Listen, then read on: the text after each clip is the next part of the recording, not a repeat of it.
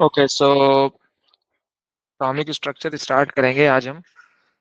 Atomic structure में basically सबसे पहले तो इंट्रोडक्शन है यहाँ पर एटम का। एटम क्या है?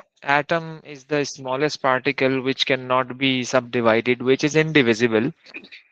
Different atomic models different scientist ने दिए कि atom, how the atom looks like. किसी ने क्या कहा, किसी ने क्या कहा, खैर फाइनली ये एक बिल्कुल एडवांस थ्योरी है एटॉमिक मॉडल की कि एटम में होता ये है कि बिल्कुल सेंटर में न्यूक्लियस होता है, जिसमें प्रोटॉन्स और न्यूट्रॉन्स होते हैं, और अराउंड द न्यूक्लियस हमारे पास इलेक्ट्रॉन होते हैं, और जिसकी वजह से हमें एक इलेक्ट्रॉनिक क्लाउड सा नजर आ रहा होता है, that is called shell. That is called shell. ये वाला जो थ्योरी है ना, ये इससे पहले की थ्योरी है। अब हम क्या कहते हैं कि यार इलेक्ट्रॉनिक क्लाउड है अराउंड द न्यूक्लियस। ओके।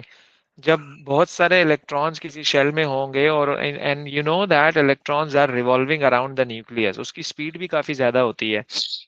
तो इसकी एग्जांपल तो ऐसे है, जैसे अगर मैं एक इस धागे से पत्थर को बांधूं और मैं घुमाऊं उसको, अपने हाथ को जोर जोर से, और आप दूर खड़े हुए उसको देख रहे हो, तो आपको ऐसा लगेगा जैसे एक रिंग सा बना हुआ है। ओके। ऐसे ही अगर बहुत सारे पत्थर में अगर बांध दूं तो आपको एक क्लाउड सा फील होगा दूर से ना। तो ऐसे ही जब इलेक्ट्रॉन रिवॉल्व कर रहा होता है तो वो एक इलेक्ट्रॉनिक क्लाउड फॉर्म हो जाता है around the nucleus, and of course this electronic cloud is due to the presence of electron, और इलेक्ट्रॉन पे नेगेटिव चार्ज होता है।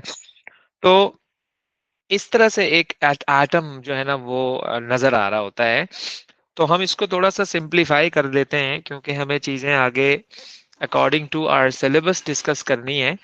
कि लेट्स सपोज अगर मैंने आपको कहा कि यार बिल्कुल सेंटर में न्यूक्लियस होता है, और न्यूक्लियस में प्रोटॉन्स और न्यूट्रॉन्स होते हैं, जबकि न्यूक्लियस के अराउंड आपको इलेक्ट्रॉन रिवॉल्व करता हुआ नजर आएगा कुछ इस तरह से। ओके, आपको इलेक्ट्रॉन रिवॉल्व करता हुआ नजर आएगा कुछ इस तरह से। सो electron is negative. Electron is electron is negative. Okay. तो तो अगर हम सब एटॉमिक पार्टिकल्स की बात करें कि यार सब एटॉमिक पार्टिकल्स कितने होते हैं एटम में, तो तीन होते हैं। इलेक्ट्रॉन है, प्रोटॉन है, न्यूट्रॉन है। इलेक्ट्रॉन का रिलेटिव चार्ज -1, इसका रिलेटिव चार्ज +1, न्यूट्रॉन का रिलेटिव चार्ज 0। इलेक्ट्रॉन का relative mass 1/1836, sometime you will see 1/1/2000। The same thing, relative mass proton का 1 है, रिलेटिव मास न्यूट्रॉन का 1 है। इलेक्ट्रॉन की लोकेशन शेल में थी। इलेक्ट्रॉन शेल्स में होता है, प्रोटॉन न्यूक्लियस में होता है, और न्यूट्रॉन भी कहाँ होता है? न्यूक्लियस में प्रेजेंट होता है। अच्छा, ये जो मैं रिलेटिव की टर्म यूज कर रहा हूँ ना, इसका रिलेटिव का मतलब पता है क्या होता है? कि नॉट एग्जैक्ट। रिलेटिव का मतलब क्या होता है? नॉट एग्जैक्ट, यानी कि ये एग्जैक्ट चार्ज नहीं है। अगर आप मुझसे एग्जैक्ट चार्ज का पूछोगे ना, तो इलेक्ट्रॉन का एग्जैक्ट चार्ज होता है 1.6 एक्सपोनेंट -19 कूलम्स। तो हमारे सिलेबस की रिक्वायरमेंट ही नहीं है एग्जैक्ट चार्ज बताना या एग्जैक्ट मास बताना, हम तो रिलेटिव की टर्म डिस्कस कर रहे होते हैं। और रिलेटिव का मतलब क्या होता है? कि वी आर कंपेयरिंग। भाई लेट्स सपोज अगर मैं आपको कहता हूँ कि शकूर का जो मास है वो है लेट्स से 200 kg, और जो गफूर का मास है वो है 100 kg।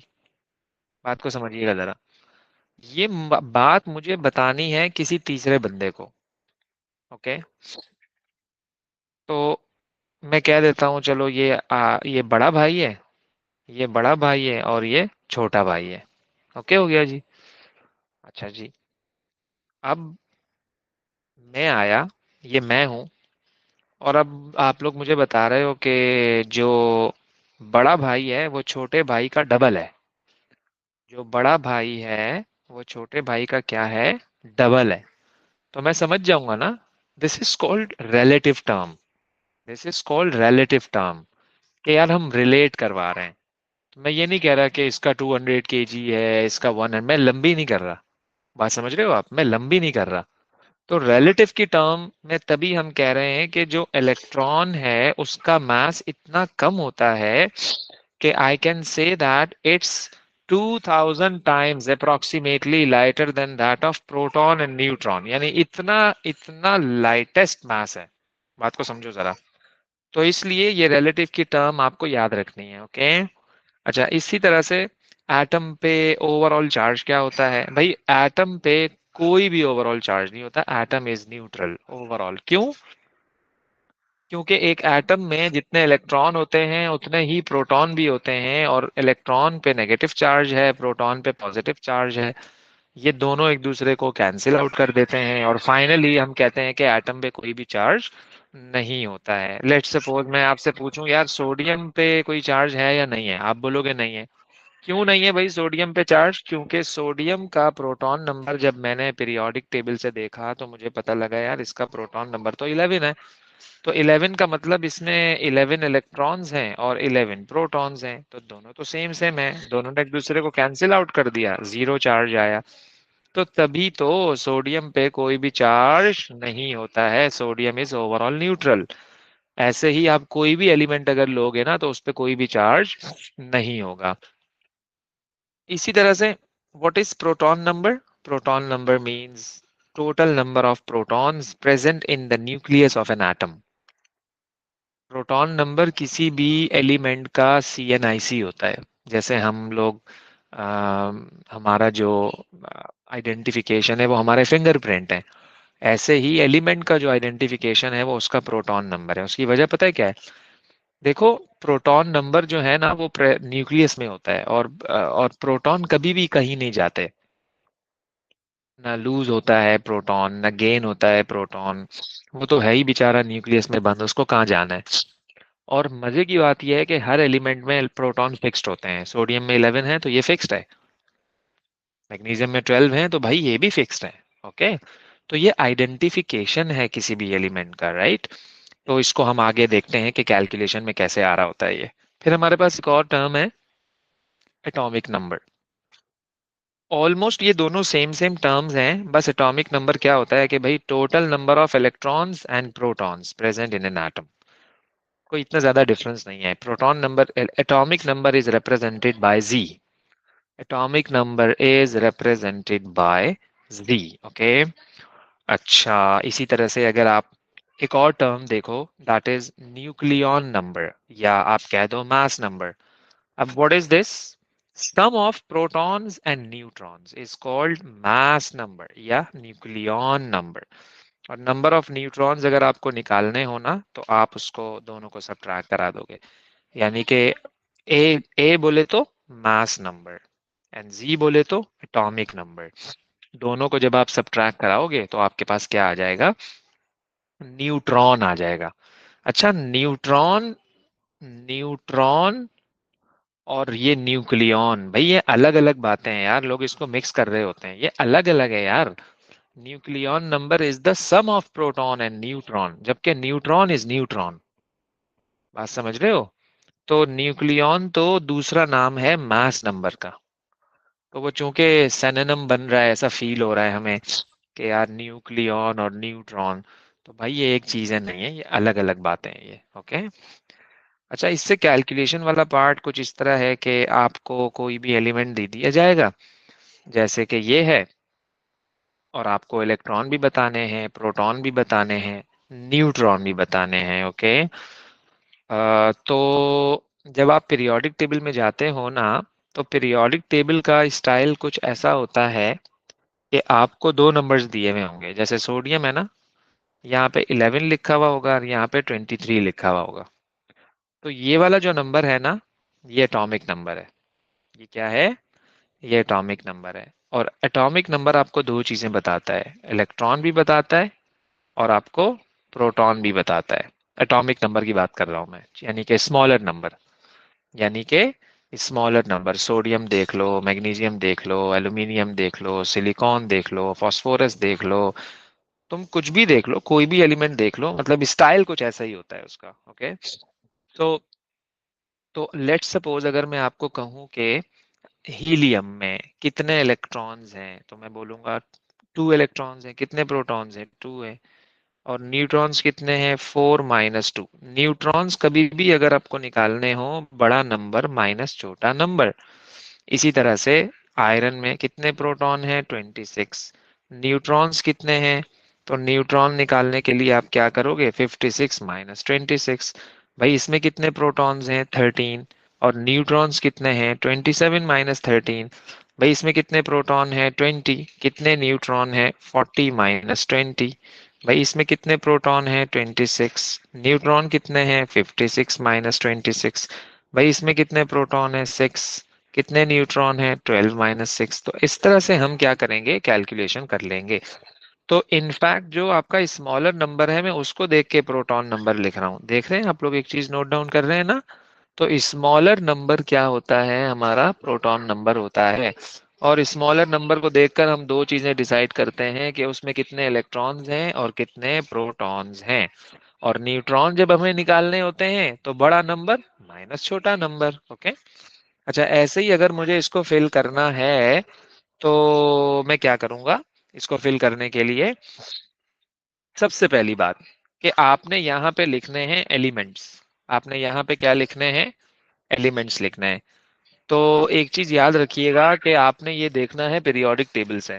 तो पीरियोडिक टेबल पे जब आप जाओगे ना, तो आपको पीरियोडिक टेबल से देखना है प्रोटॉन नंबर। क्या देखना है आपको, प्रोटॉन नंबर देखना है, या आप एटॉमिक नंबर देख लो। अब भाई इसका एटॉमिक नंबर है 17। क्या नंबर है, एटॉमिक नंबर 17 है। ओके। अच्छा, अब मैं क्या करूंगा, मैं गया पीरियोडिक टेबल में और मैंने देखा यार एटॉमिक नंबर 17 किसका होता है। मैं गया पीरियोडिक टेबल में, मैंने कहा यार ये 17 प्रोटॉन नंबर किसका होता है। तो मुझे पता लगा, मैं आपको पीरियोडिक टेबल दिखा दूं, एक मिनट। अम्म, तो मुझे पता लगा कि यार ये तो सोडियम का प्रोटॉन नंबर है। ये रहा, ये देखो ना, ये रहा। क्या कहते हो, ये तो सोडियम का प्रोटॉन नंबर है। तो मैंने देखा, मैंने कहा अच्छा 11 सोडियम है, तो मैंने वहां पे जाके सोडियम लिख दिया। मैंने वहां पे जाके क्या लिख दिया, सोडियम लिख दिया। तो ऐसे ही आप क्या करोगे, इनके प्रोटॉन नंबर्स आप देखोगे, एटॉमिक नंबर आप देखोगे पीरियोडिक टेबल से। बात को समझिएगा जरा। ओके। और एटॉमिक नंबर देख के हम उस एलिमेंट को आइडेंटिफाई कर लेंगे। एटॉमिक नंबर को देखकर हम उस एलिमेंट को आइडेंटिफाई कर लेंगे कि वो कौन है। ओके। तो मैंने मैंने देखा कि वो सोडियम है, तो मैंने लिख दिया सोडियम। इसी तरह से फिर मैंने देखा 18। 18 जो है वो, आपको फिर पीरियोडिक टेबल में जाना है तो आपने देखना है कि यार 18 प्रोटॉन नंबर, तो एटॉमिक नंबर तो आर्गॉन का होता है। इसी तरह से फिर आपने देखा 19। तो 19 जो प्रोटॉन नंबर है, एटॉमिक नंबर है, वो पोटेशियम का होता है। तो मैंने इसको देख देख के यहाँ एलिमेंट कॉपी कर लिए। ओके। अच्छा, अब इन्होंने और भी कुछ जगह खाली छोड़ी हुई है, जैसे कि ये। तो अब हम इनको कैसे फिल करें। तो भाई इसका एटॉमिक मास, इसका पहले तो हम इसके न्यूट्रॉन्स, इसमें इन्होंने प्रोटॉन लिखा हुआ है, सही है, प्रोटॉन लिखा हुआ है। और सल्फर एक एलिमेंट है, इस पे कोई चार्ज नहीं है, तो जितने प्रोटॉन है भाई उतने ही इलेक्ट्रॉन भी होंगे। क्या कहते हो, ऐसा ही है, जितने प्रोटॉन हैं उतने ही इलेक्ट्रॉन भी होंगे। नंबर ऑफ न्यूट्रॉन्स कैसे निकालूं, और दूसरा एटॉमिक मास। अच्छा, एटॉमिक मास क्या होता है, एटॉमिक मास हम देखेंगे पीरियोडिक टेबल से। एटॉमिक मास हम कहाँ से देखेंगे, पीरियोडिक टेबल से देखेंगे हम इसका क्या, एटॉमिक मास। वैसे एटॉमिक मास जो है वो, मास नंबर जो है वो प्रोटॉन और न्यूट्रॉन का सम भी होता है। ओके, प्रोटॉन और न्यूट्रॉन का सम भी होता है ये। तो एटॉमिक मास मैंने जब सल्फर का देखा पीरियोडिक टेबल से, मुझे 32 नजर आया। इसी तरह से आर्गॉन का एटॉमिक मास जब मैंने देखा 36 नजर आया, पोटेशियम का 39, और कैल्शियम का एटॉमिक मास कितना नजर आया, 40 नजर आया। अब सल्फर में न्यूट्रॉन कितने हैं, 32 माइनस 16 इज 16। इसी तरह से इसमें प्रोटॉन कितने होंगे, सोडियम में प्रोटॉन भी 17 होंगे। अब मुझे अब मुझे इसमें से क्या करना है, न्यूट्रॉन निकालने हैं, तो 35 माइनस 17, तो ये आपके पास आ गया 18। बात समझ रहे हो? तो इस तरह से हम क्या करेंगे, number of neutrons find out करेंगे। इस तरह से हम क्या करेंगे, number of neutrons find out कर रहे होते हैं। तो जब भी आप न्यूट्रॉन्स फाइंड आउट करोगे तो आपने कौन कौन से नंबर्स को सब्ट्रैक्ट करना है, आपने देखना है मास नंबर, आपने क्या देखना है, मास नंबर, और आपने देखना है एटॉमिक नंबर। सही है? तो मास नंबर में से एटॉमिक नंबर को आप क्या कर दोगे, सब्ट्रैक्ट कर दोगे, तो आपके पास नंबर ऑफ न्यूट्रॉन्स आ जाएंगे। ओके, तो ये बड़ा आसान सा कॉन्सेप्ट है, इसमें कोई मुश्किल नहीं है। अब आइए जरा पोटासियम की बात करते हैं हम। तो पोटासियम में प्रोटॉन कितने हैं, 19। ओके, और इसमें न्यूट्रॉन्स कितने होंगे, 39 माइनस 19, तो ये आपके पास आंसर आ जाएगा 20। और कैल्शियम में न्यूट्रॉन्स कितने होंगे, 40 माइनस 20, 20। और कैल्शियम में इलेक्ट्रॉन कितने होंगे, ऑब्वियसली 20। जितने प्रोटॉन्स है ना उतने ही इलेक्ट्रॉन्स भी होते हैं, यानी जितने प्रोटॉन उतने इलेक्ट्रॉन, जितने प्रोटॉन उतने इलेक्ट्रॉन, जितने प्रोटॉन उतने इलेक्ट्रॉन, जितने प्रोटॉन उतने इलेक्ट्रॉन। तो यहाँ पे मुझे लिखना चाहिए 18। ओके, पता है क्यों, क्योंकि ये लिखे हुए एलिमेंट, इन्होंने आयन तो नहीं लिखा ना, इन्होंने एलिमेंट लिखा है ना, और एलिमेंट पे कोई चार्ज नहीं होता। एलिमेंट तो न्यूट्रल होता है। हाँ, कोई ये कहते हैं कोई पॉजिटिव आयन है, कोई नेगेटिव आयन है, चलो यार मैं फिर सोचता कि इस पे नेगेटिव चार्ज होगा या पॉजिटिव होगा, तो खैर मैंने नीचे बात की है आयन की, मैं आपको बताता हूँ। आयन क्या होता है, कोई भी चार्ज पार्टिकल, किसी भी चीज पे जब कोई चार्ज आता है that is called ion. Positive भी हो सकता है और नेगेटिव भी हो सकता है। पॉजिटिव में +1 भी हो सकता है, +2 भी हो सकता है, +3 भी हो सकता है, और नेगेटिव में -1 भी हो सकता है, -2 भी हो सकता है, -3 भी हो सकता है। वो डिपेंड करेगा। ओके, जो कोई भी एलिमेंट अगर एक इलेक्ट्रॉन लूज करता है तो उस पर +1 का चार्ज आता है, और कोई भी एलिमेंट अगर दो इलेक्ट्रॉन लूज करेगा उस पर +2 का चार्ज आएगा, और कोई भी एलिमेंट अगर 3 इलेक्ट्रॉन लूज करेगा तो उस पर +3 का चार्ज आएगा। इसी तरह से जब कोई चीज नेगेटिव आयन बनाता है ना, तो इसका मतलब वो इलेक्ट्रॉन गेन करेगा। वो इलेक्ट्रॉन क्या करेगा, गेन करेगा। एक इलेक्ट्रॉन गेन करेगा तो -1 का चार्ज आएगा, दो इलेक्ट्रॉन गेन करेगा तो -2 का चार्ज आएगा, और 3 इलेक्ट्रॉन गेन करेगा तो -3 का चार्ज आएगा। तो जब भी कोई एलिमेंट लूज करता है तो कैटायन बनता है, और गेन करता है तो एनायन बनता है। तो ये कैट और एनायन की टर्म आपको पता होनी चाहिए। ओके, सो कैट मींस पॉजिटिव आयन, और कैटायन मींस पॉजिटिव आयन, और नेगेटिव का मतलब anion. Cation means positive, anion means negative. Okay, और नेगेटिव आयन बनता कैसे है, जब कोई एलिमेंट इलेक्ट्रॉन गेन करेगा, और पॉजिटिव आयन कैसे बनता है, जब कोई एलिमेंट इलेक्ट्रॉन लूज करता है। तो लूज और गेन का कॉन्सेप्ट आपको पता होना चाहिए। अब यहाँ पर मैंने कुछ आयन्स की बातें की हैं, ऊपर न्यूट्रल था ना सब कुछ, लेकिन ये आयन्स हैं, गौर से देखिएगा जरा। अब ये कैल्शियम पे +2 का चार्ज है। अब आप समझ गए, आपने कहा ओ अच्छा, +2 का मतलब कि दो इलेक्ट्रॉन इसने लूज किए होंगे। मैंने आपको अभी बताया ना, मैंने आपको भी बताया ना कि पॉजिटिव आयन कब आता है, जब कोई चीज एलिमेंट, जब कोई एलिमेंट इलेक्ट्रॉन लूज करता है। तो lose positive, lose positive, lose positive, gain negative. सही है ना? तो एलपी, जब कोई लूज करेगा तो उस पर कौन सा चार्ज आएगा, पॉजिटिव चार्ज आएगा, और जब कोई गेन करेगा उस पर कौन सा चार्ज आएगा, नेगेटिव चार्ज आएगा। Okay, LP, LP, LP, LP. Lose करेगा तो पॉजिटिव, लूज करेगा तो पॉजिटिव, और गेन करेगा तो नेगेटिव। ओके, अब कैल्शियम ने +2 का चार्ज था इस पर। वैसे इसका अगर हमने एटॉमिक नंबर देखा, जब इसका प्रोटॉन नंबर देखा तो वो 20 था। 20 का मतलब इसमें कितने इलेक्ट्रॉन्स हैं, 20 इलेक्ट्रॉन्स हैं। लेकिन लेकिन चार्ज का मतलब दो इलेक्ट्रॉन चले गए, तो अब कितने इलेक्ट्रॉन रह गए, 18 इलेक्ट्रॉन्स रह गए। अब कितने इलेक्ट्रॉन रह गए, 18, क्योंकि इसने दो का लॉस कर दिया इसने। सही है? अच्छा, प्रोटॉन पे कोई फर्क नहीं पड़ता, ये एक कॉन्सेप्चुअल बात बता रहा हूं मैं आपको। जब भी कोई चार्ज आता है ना, कोई भी चार्ज जब आता है, तो कौन चेंज होता है, सिर्फ और सिर्फ electron, electron, electron, electron, electron, electron, electron, electron, electron. सही है ना? यानी जब भी कोई चार्ज आता है ना, तो कौन चेंज होता है? इलेक्ट्रॉन चेंज होता है, सही है। और जब इलेक्ट्रॉन चेंज होगा तो आप प्रोटॉन और न्यूट्रॉन को नहीं छेड़ोगे, as it is copy paste कर दोगे। अच्छा, कैल्शियम में प्रोटॉन कितने हैं? 20। न्यूट्रॉन्स बड़ा नंबर माइनस छोटा नंबर, अगेन 20। लेकिन इलेक्ट्रॉन इसमें 20 नहीं है, इलेक्ट्रॉन इसमें कितने हैं? 18 है। पता है क्यों? क्योंकि +2 का चार्ज आया है। तो इसके पास वैसे तो 20 थे, वैसे तो इसके पास 20 इलेक्ट्रॉन्स थे, लेकिन 2 इलेक्ट्रॉन का लॉस करने के बाद इसके पास कितने रह गए? 18 इलेक्ट्रॉन्स रह गए। तो ये है कॉन्सेप्ट पॉजिटिव का। अब ऐसे ही अगर मैं आपको ये एक्सप्लेन करूं, लेट सपोज O2-, तो देखो, O2-, 2- मीन्स कि इसने गेन किए इलेक्ट्रॉन, तो वैसे इसका प्रोटॉन नंबर 8 है। वैसे इसका प्रोटॉन, छोटा नंबर जो होता है वो प्रोटॉन नंबर होता है, वैसे इसका प्रोटॉन नंबर क्या है? 8 है। तो इसमें तो 8 इलेक्ट्रॉन्स होने चाहिए, लेकिन -2 का चार्ज है, तो दो और आ गए। कितने हो गए? 10 इलेक्ट्रॉन हो गए। ओके।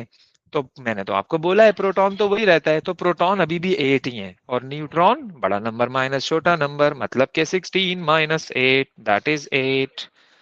तो फिर मैं आपको कह रहा हूं कि कौन चेंज होता है? सिर्फ और सिर्फ इलेक्ट्रॉन चेंज होता है, ना प्रोटॉन चेंज होगा, ना न्यूट्रॉन चेंज होगा। बात को समझो जरा। ओके। ऐसे ही आप इस कॉन्सेप्ट को देख लो आप। सिलिकॉन +4 है, तो मतलब 4 इलेक्ट्रॉन का लॉस करेगा। वैसे इसका प्रोटॉन नंबर 14 है, तो 14 इलेक्ट्रॉन होने चाहिए ना। मैंने 10 क्यों लिखे हैं? क्योंकि 4 का लॉस कर दिया है। ये है कॉन्सेप्ट, ये है कॉन्सेप्ट। ओके। तो 10 इलेक्ट्रॉन, अच्छा बाकी वही है, प्रोटॉन 14 रहेगा और न्यूट्रॉन 28 -14। तो न्यूट्रॉन आपका बड़ा नंबर माइनस छोटा नंबर। तो जो चार्ज का कॉन्सेप्ट है, यानी कि जो पॉजिटिव और नेगेटिव का चार्ज है, वो सिर्फ किस पे आता है? वो इलेक्ट्रॉन पे आता है। तो पॉजिटिव का मतलब इलेक्ट्रॉन का लॉस हुआ, और नेगेटिव का मतलब इलेक्ट्रॉन का गेन हुआ। ओके। तो +1 मीन्स एक का लॉस, +2 मीन्स दो का लॉस, +3 मीन्स तीन का लॉस, -1 मीन्स एक का गेन, -2 मीन्स दो का गेन, -3 मीन्स तीन का गेन। तो negative gain of electron, positive loss of electron. Hopefully आपको बात समझ आ रही होगी मेरी। इसके बाद फिर हम आते हैं किस पर? शेल्स पर। अच्छा, शेल का क्या कॉन्सेप्ट है कि भाई area around the nucleus in which electron revolves. जैसे देखो, हर चीज की ना एक अरेंजमेंट होती है। भाई आपके घर मेहमान आते हैं तो आप उनको अरेंजमेंट करते हो ना उनकी। भाई ड्राइंग रूम है, बेडरूम है, किसको कहाँ सुलाना है, क्या करना है, कहाँ बिठाना है, किसको कहाँ खाना खिलाना है, कहाँ चाय पीनी है। वेल प्लान्ड होती है ना सारी चीजें। तो आपने अरेंज करना है, भाई ये रूम है मेरा, इसमें ये छोटा रूम है, तो यार इसमें ज्यादा लोग नहीं आ सकते हैं। हाँ यार, वो रूम बड़ा है, ड्राइंग रूम बड़ा है, उसमें लोग ज्यादा आ सकते हैं। तो इसी तरह से जो इलेक्ट्रॉन्स होते हैं ना एटम के अंदर, देखो उनकी भी एक अरेंजमेंट होती है। रैंडम कुछ भी नहीं होता है, हर चीज एक एक वेल मैनर्ड ऑर्डर में चल रही होती है। तो इलेक्ट्रॉन को भी तो अरेंज करो ना, इलेक्ट्रॉन को भी आप अरेंज करो। अब इलेक्ट्रॉन को अरेंज कैसे करें? क्या कमरे लेकर आऊं मैं? तो वो एटम का जो कमरा होता है वो शेल होता है बेसिकली। तो एक तो नहीं होता होगा कमरा, ज्यादा होते हैं कमरे। डिपेंड करता है उनके साइज पर। तो जो सबसे पहला शेल है ना, वो छोटा शेल होता है, उसका साइज छोटा है, तो उसमें कम इलेक्ट्रॉन आते हैं। पहले शेल में सिर्फ 2 इलेक्ट्रॉन्स आते हैं। पहले शेल में सिर्फ कितने इलेक्ट्रॉन्स आते हैं? 2 इलेक्ट्रॉन्स आते हैं। दूसरे में 8, तीसरे में 8, फिर 18, 18, 32, 32। लेकिन हमारे सिलेबस में जो कॉन्फ़िगरेशन है ना, वो हमें 1 से लेके 20 तक कॉन्फ़िगरेशन करनी होती है। यानी hydrogen, helium, lithium, beryllium, boron, carbon, nitrogen, oxygen, fluorine, neon, ये 10 हो गए। फिर sodium, magnesium, aluminium, silicon, phosphorus, sulphur, chlorine, argon, potassium, calcium. तो 1 से लेकर ये जो 20 तक की कॉन्फ़िगरेशन है वो हमने करनी है। और उसमें जो शेल्स इन्वॉल्व होते हैं ना, जैसे अगर मैं कैल्शियम की बात करूं, तो कैल्शियम में जो टोटल शेल्स इन्वॉल्व होते हैं वो टोटल 4 शेल्स इन्वॉल्व होते हैं। और ये मैक्सिमम केस है, मतलब इतने ज्यादा हमें नहीं करना होता। बच्चे पूछ रहे होते हैं कि सर हम क्या करें अगर बहुत ज्यादा प्रोटॉन नंबर? भाई बहुत ज्यादा नहीं आएगा, हर चीज की एक लिमिट होती है ना। तो ये हमारी लिमिट है, ये हमारा बाउंड्री वॉल है, हम इसी को क्रॉस नहीं करेंगे। ओके। तो खैर, what is shell? The path at which electron revolves. जैसे कि ये पहला शेल है, फिर दूसरा है, फिर तीसरा है। बात समझ रहे हैं आप लोग? तो जैसे जैसे शेल न्यूक्लियस से दूर होता जाता है वैसे वैसे उसकी एनर्जी बढ़ती रहती है। अब आप सोच रहे हो कि ऐसा क्यों हो रहा है? देखो, जो शेल न्यूक्लियस के करीब है, अब मैं आपसे अगर सवाल करूं कि यार न्यूक्लियस पे कौन सा चार्ज है, आप बोलोगे सर न्यूक्लियस पे पॉजिटिव है। मैं पूछूंगा क्यों, आप लोग कहोगे सर न्यूक्लियस में प्रोटॉन होते हैं ना, तो प्रोटॉन पे तो पॉजिटिव चार्ज है, तो न्यूक्लियस पे भी पॉजिटिव है। तो जो शेल न्यूक्लियस के करीब होगा, और शेल में कौन सा चार्ज होता है, नेगेटिव, क्योंकि शेल में कौन होता है, इलेक्ट्रॉन होता है। जब इलेक्ट्रॉन नेगेटिव है तो शेल भी नेगेटिव है। तो जब ऑपोजिट चार्जेस करीब करीब होंगे, जैसे पहला शेल अगर न्यूक्लियस के करीब है, तो मतलब कि अट्रैक्शन ज्यादा होगी। जब अट्रैक्शन ज्यादा होगी तो एनर्जी कम हो जाएगी। ओके। और जैसे जैसे वो शेल न्यूक्लियस से दूर होता जा रहा है, जब दो ऑपोजिट चार्जेस दूर होते जाते हैं तो उनकी एनर्जी बढ़ती जाती है। जब दो ऑपोजिट चार्जेस दूर होते हैं तो उनकी एनर्जी बढ़ जाती है, क्योंकि अट्रैक्शन कम हो जाती है ना। क्योंकि अट्रैक्शन कम, भाई आपका भाई 10 साल बाद सऊदीया से आया, तो एक आपकी एफिनिटी होगी, एक अट्रैक्शन होगी। तो आप थोड़ी देर के बाद अपने आप को हल्का फील करोगे, आप आपकी एनर्जी कम हो जाएगी ना, आप स्टेबलाइज हो जाओगे। अब वो 10 साल से वहां पर है, दूर हो, मिलने का दिल करेगा, एनर्जी ज्यादा होगी। बात समझ रहे हो आप लोग? ऐसे ही चार्जेस भी होते हैं। तो जैसे जैसे शेल न्यूक्लियस से दूर होता रहेगा वैसे वैसे उसकी एनर्जी बढ़ती रहेगी। ओके। तो इसलिए फर्स्ट शेल की एनर्जी कम है, उससे ज्यादा सेकेंड शेल की एनर्जी है, उससे ज्यादा थर्ड शेल की एनर्जी है, उससे ज्यादा फोर्थ शेल की एनर्जी है, and so on. The concept is that as we are going far away from the nucleus, as the charges are going far away from each other, so their energy is going to increase। तो ये है shell का concept. तो shell का size भी एक जैसा नहीं होता और शेल का एनर्जी भी एक जैसी नहीं होती। पहला शेल छोटा, दूसरा शेल उससे बड़ा, तीसरा शेल उससे बड़ा, चौथा शेल उससे बड़ा। तो as the number of shell increases, so the size of the shell increases। as the number of shell increases, so the energy of the shell increases। ये कॉन्सेप्ट है शेल्स का। भाई अब आपके पास शेल्स आ गए, अब आपका अगला काम पता है क्या है? आप उन शेल्स में इलेक्ट्रॉन को पुट करो आप। जैसे आपको मैंने रूम अलॉट कर दिए ना, मैंने कह दिया यार आपके अवेलेबल रूम्स ये हैं, अब आप इनमें लोगों को अरेंज करो, इसमें इतने आएंगे, इसमें इतने आएंगे, इसमें इतने आएंगे। तो मैंने आपको शेल बता दिया ना, अब आप बताओ कि इलेक्ट्रॉन को मैं किस तरह से अरेंज करूं। तो इसको कहते हैं इलेक्ट्रॉनिक कॉन्फ़िगरेशन। इसको क्या कहते हैं? Electronic configuration. तो what is electronic configuration? Arrangement of electrons in different shells in increasing energy. Okay. तो अब मैं अरेंज कैसे करूं इलेक्ट्रॉन्स को? तो याद रखिएगा, हम स्टार्ट करते हैं कुछ इस तरह से। ये हमने शुरू के 20 की कॉन्फ़िगरेशन की है यहाँ पर। आप जरा इसको और से देखेंगे तो शायद समझ आ जाएगी इंशाल्लाह बात आपको। ये हाइड्रोजन है ना, हाइड्रोजन का मैंने शेल बनाया, और हाइड्रोजन के आउटर शेल में मैंने एक इलेक्ट्रॉन डाल दिया कुछ इस तरह से। फिर हमारे पास आया हीलियम। हीलियम के आउटर शेल में मैंने दो इलेक्ट्रॉन बना दिए, क्योंकि हीलियम का प्रोटॉन नंबर होता ही दो है, तो इसका मतलब उसमें दो इलेक्ट्रॉन है। फिर हम आए लिथियम पर। फिर हम आए किस पर? लिथियम। लिथियम का प्रोटॉन नंबर कितना होता है? 3। लिथियम का प्रोटॉन नंबर कितना होता है? 3। तो 3 का मतलब फर्स्ट शेल में दो आ गए और सेकेंड शेल में एक इलेक्ट्रॉन आ गया। अब अगर आप मुझसे पूछो सर आप तीनों इसी में डाल देते हैं, भाई इसकी कैपेसिटी नहीं है यार, जगह ही नहीं है। अब भाई एक रूम में दो लोग आ सकते हैं, आप कैसे तीसरे को घुसा सकते हो जबरदस्ती? अगर कोई मुझे बोले ये रही जगह, ये रही जगह, तो ये आपको नजर आ रहा है ना इस तरह से। आप 3 डायमेंशनल इसको अगर देखोगे तो आपको अब देखना।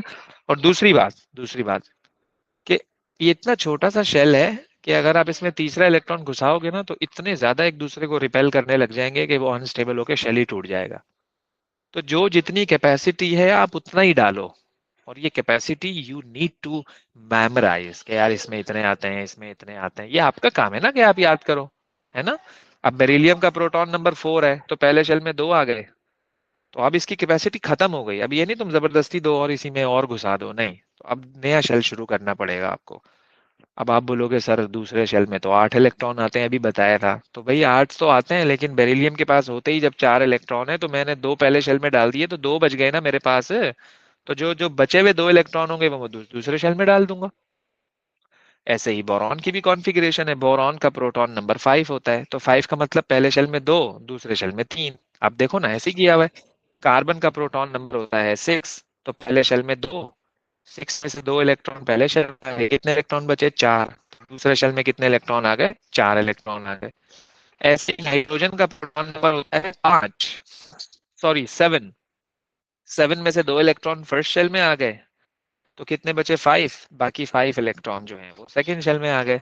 इसी तरह से ऑक्सीजन भी है, इसी तरह से फ्लोरीन भी है, नियॉन भी है, और जो है ना वो सोडियम है, मैग्नीशियम है, सिलिकॉन है, फास्फोरस है, सल्फर है, क्लोरीन है, आर्गन है, पोटासियम है, कैल्शियम है।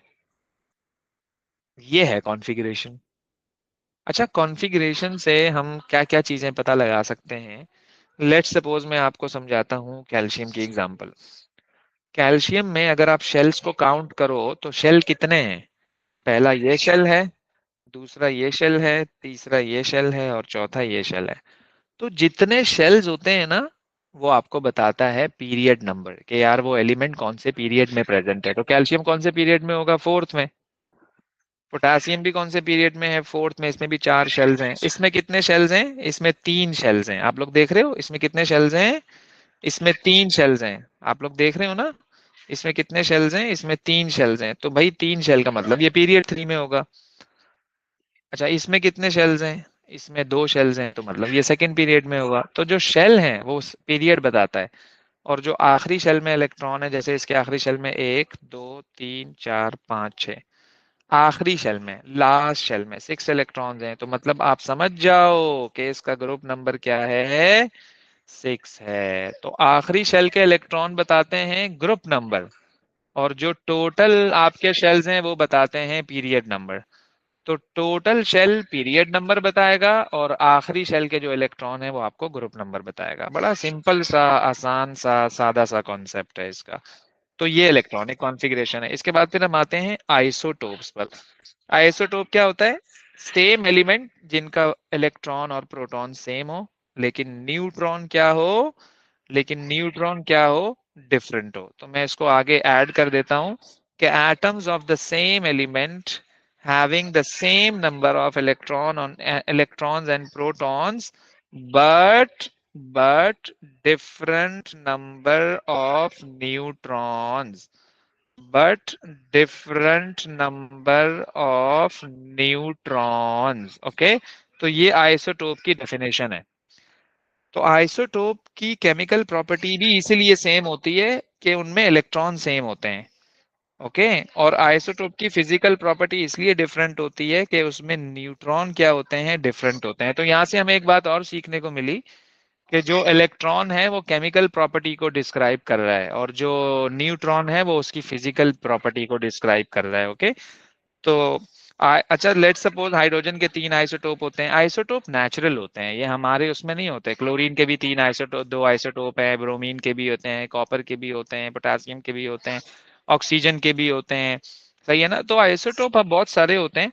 बस आपको एटलीस्ट इतना पता हो कि यार आइसोटोप की केमिकल प्रॉपर्टी क्यों सेम है, आइसोटोप की फिजिकल प्रॉपर्टी क्यों डिफरेंट है, और आइसोटोप की डेफिनेशन क्या है। ऐसे ही कार्बन के भी 3 आइसोटोप्स होते हैं, कार्बन 12, कार्बन 13, कार्बन 14, ये आइसोटोप्स हैं। ओके। जैसे ट्विन्स होते हैं ना, एक ही शक्ल के दो बच्चे, अब उनको देखने में एक जैसे नजर आते हैं।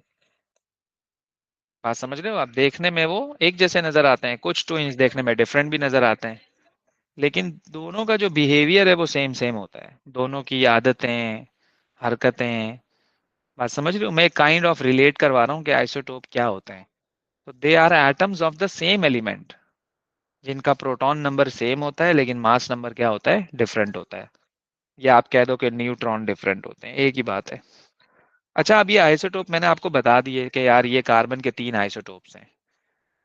तो देखो, असल जो हम पीरियोडिक टेबल में कार्बन देख रहे होते हैं, वो तो ये वाला कार्बन देख रहे होते हैं ना। बार बार बार बार हम आपको बोलते हैं यार कार्बन का मास, आप कहते हो 12।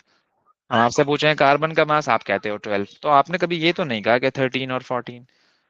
तो क्यों? पता है क्यों नहीं कहा? क्योंकि कार्बन 12 जो है ना, इसकी परसेंटेज सबसे ज्यादा होती है, तो ये डोमिनेंट है। बात को समझिएगा जरा, इसको हम कहते हैं परसेंट अबंडेंस। अबंडेंस का मतलब होता है एग्जिस्टेंस। अब दुनिया में आइसोटोप्स तो हैं, लेकिन कितने परसेंट एग्जिस्ट कर रहे हैं? 70%, 30%, 20%, 50%, 60%। हर आइसोटोप की अबंडेंस फिक्स्ड है। तो इसको हम क्या कहते हैं? Percent abundance, how much they exist in an environment. अब जैसे क्लोरीन है, उसके दो आइसोटोप्स हैं, एक क्लोरीन 35 है और एक क्लोरीन 37 है। जो 35 वाला है वो 75% एग्जिस्ट करता है, और जो 37 वाला है वो 25% एग्जिस्ट करता है। इसका मतलब पता है क्या होता है? अगर आप 100 मॉलिक्यूल क्लोरीन के लोगे तो 100 में से 25% उसमें क्लोरीन 37 होगा, और 75% उसमें क्लोरीन 35 होगा। 100% ऐसा नहीं है कि ये हो और या 100% ये हो, नहीं। ये नेचुरली डिसाइडेड है कि इतने इतनी परसेंटेज है और इसमें इतनी परसेंटेज है। तो क्लोरीन 35 75% है, और क्लोरीन 37 25% है। यानी एक क्लोरीन के सैंपल में अलग अलग आइसोटोप्स प्रेजेंट होते हैं, जिनकी अबंडेंस भी क्या होती है? अलग अलग होती है। अब इसका हमारे पास एक क्वेश्चन आता है कि यार आप ना अबंडेंस को यूज करके आप मुझे ए आर निकाल के दिखाओ, एटॉमिक मास। आप मुझे एटॉमिक मास निकाल के दिखाओ। तो इसका फॉर्मूला होता है A R is equal to isotopic mass multiplied by abundance. Isotopic mass multiplied by abundance. अब आइसोटोपिक मास ये फॉर्मूला है, ये आपने याद रखना है। इससे हम ए आर कैलकुलेट करेंगे, यानी एटॉमिक मास कैलकुलेट करेंगे। भाई अब आपने देखा पीरियोडिक टेबल में कि यार मैं आपसे पूछूं कि क्लोरीन का जो मास है, क्लोरीन का जो मास है वो कितना है? अब जरा देखिएगा, मैं पीरियोडिक टेबल आपको दिखा रहा हूँ। मैंने कहा यार क्लोरीन का मास देखो जरा कितना है। तो आपने क्लोरीन का मास देखा, आपने कहा सर ये रहा क्लोरीन का मास। कितना नजर आ रहा है आपको? 35.5 नजर आ रहा है, ऐसा ही है? कितना नजर आ रहा है? कितना नजर आ रहा है? 35.5 नजर आ रहा है आपको। तो ये जो 35.5, 0.5 भी आपने लिखना है, पता है आपको? 0.5 भी आपने क्या करना है? शो करना है, लिखना है। मैं आपको बताता हूँ कि ऐसा क्यों होता है, ये कैसे आया आंसर, राइट? तो आपको मैंने डेटा दिया, मैंने कहा यार क्लोरीन के दो आइसोटोप्स होते हैं, एक क्लोरीन 35 होता है और एक क्लोरीन 37 होता है। तो जो क्लोरीन 35 होता है नेचुरली उसकी अबंडेंस कितनी है? 75%। और जो क्लोरीन 37 होता है नेचुरली उसकी अबंडेंस है 25%। ये आप डिसाइड नहीं करोगे, ये डिसाइडेड है, आपको इन्फॉर्मेशन मिल जाएगी, एग्जामिनर आपको ये बताएगा। इसके बगैर वरना क्वेश्चन सॉल्व ही नहीं होगा। भाई इन्फॉर्मेशन हमें क्या पता, एग्जामिनर बताएगा ना यार। अब इतने सारे आइसोटोप्स होते हैं, हमें कोई याद रखने की जरूरत थोड़ी है। ओके। तो एग्जामिनर ने आपको इन्फॉर्मेशन दे दी कि क्लोरीन के दो आइसोटोप्स हैं, एक क्लोरीन 35 है, एक क्लोरीन 37 है, और दोनों की ये अबंडेंस है, दोनों इतने इतने परसेंट एग्जिस्ट करते हैं। मैंने इस डाटा को लिया और मैंने इसको इस टेबल में रख दिया, इस फॉर्मूले में रख दिया। फॉर्मूला ये कहता है कि आइसोटोपिक मास जो कि ये रहा, मल्टीप्लाई बाय इसकी अबंडेंस जो कि ये रही। मैंने इन दोनों को मल्टीप्लाई किया, ये देखो, फिर प्लस, फिर दोबारा, फिर दोबारा मैंने क्या किया? दूसरा आइसोटोपिक मास लिया और दूसरी अबंडेंस ली, दोनों को मल्टीप्लाई किया और फाइनली दोनों को ऐड कराया। आप इसको सॉल्व करो ना, देखो आपको भी आंसर यही मिल रहा होगा, 35.5। इस तरह से हम निकालते हैं एटॉमिक मासेस। तो ये जो तुम एटॉमिक मासेस निकालते हो बेसिकली ये with the help of isotope का मास और उसकी अबंडेंस से निकाला हुआ होता है। बात समझ रहे हो? आपको दिमाग में लग रही है बात मैं क्या कहना चाह रहा हूँ? ये जो ए आर है ना, what is A R? It's a relative atomic mass. देखो एक मास और भी होता है, अभी मैं आपको पढ़ाऊंगा, मैंने पढ़ाया नहीं, मास नंबर। वो हम मोल में भी पढ़ेंगे, वैसे मैंने अभी अभी भी आपको बताया, यानी कि न्यूक्लियॉन नंबर, न्यूक्लियॉन नंबर या मास नंबर। उसकी डेफिनेशन मैंने आपको क्या बताई? सम ऑफ प्रोटॉन एंड न्यूट्रॉन। ये मास नंबर नहीं है, ये एटॉमिक मास है। अगर आप मुझे कहोगे ना कि सर ये 35.5 क्या है, इज दिस मास नंबर जो मैंने पीरियोडिक टेबल से देखा, मैं कहूंगा नहीं, this is not mass number, this is atomic mass. आप पूछोगे क्यों? देखो मास नंबर तो प्रोटॉन और न्यूट्रॉन का सम होता है, और प्रोटॉन और न्यूट्रॉन हमेशा एक होल नंबर होता है। जैसे जब भी कोई बेबी होता है तो वो पूरा होल नंबर होता है ना। एक एक काइंड ऑफ एग्जांपल है कि भाई जो है ना, उसके फला जगह जो है, लेट्स सपोज यार वो ट्विन है, तो twins means 1+1, it's not like 1+1.5। मतलब 1.5 का क्या कॉन्सेप्ट है इंसान के दुनिया के में आने में? 0.5 का तो there is no way describe.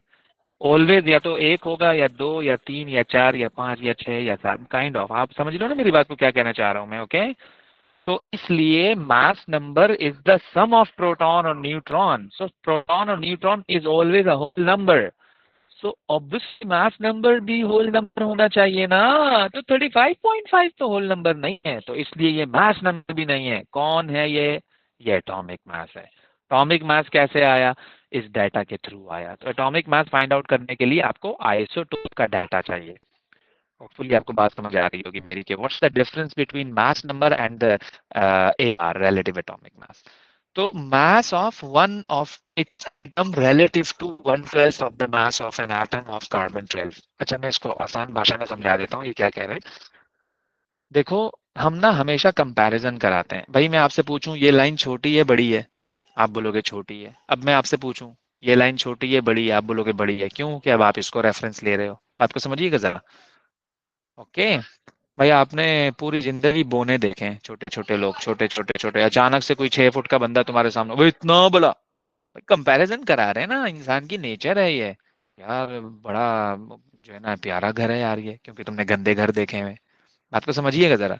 यार बड़ी प्यारी परफ्यूम है लगाई हुई बंदे ने यार, वीआईपी यार, क्योंकि तुमने बेकार परफ्यूम सूंघी हुई है। ये नेचर है ना। भाई अब जो है ना, मैंने पूरी जिंदगी देखी ही एक से एक चीज है, वीआईपी। सूट, परफ्यूम, गाड़ियां, घर, एवरीथिंग, कंट्रीज, एवरीथिंग। अब मेरे सामने कोई फेंकियां मारे, शेखियां मारे, मैं बोलूंगा भाई छोड़ भाई, हमने इससे अच्छा देखा हुआ है। एक बात है, कंपैरिजन कराते हैं हम। तो मैंने आपको कहा यार आपके हाथ में जो मोबाइल है जरा मुझे इसका वेट बताना। तुम कभी बता सकते हो? नहीं बता सकते हो। क्यों? कि तुम किससे कंपैरिजन कराओगे? वो जो बैलेंस होता है ना, तराजू जो होता है, तो तराजू में आपने देखा होगा, आप जब सब्जी लेने जाते होगे तो वो एक तरफ सब्जी रखता है और दूसरी तरफ वो वेट्स रखता है, 1 किलो का, 2 किलो का, आधा किलो का, 1 पाव का। तो वो क्यों रखता है? पागल है क्या वो?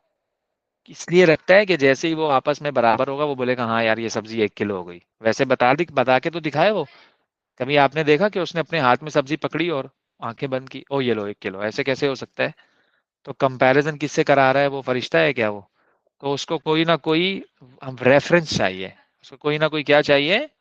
उसको कोई ना कोई क्या चाहिए? रेफरेंस चाहिए। बात को समझिएगा जरा, रेफरेंस चाहिए उसको कोई ना कोई, ओके?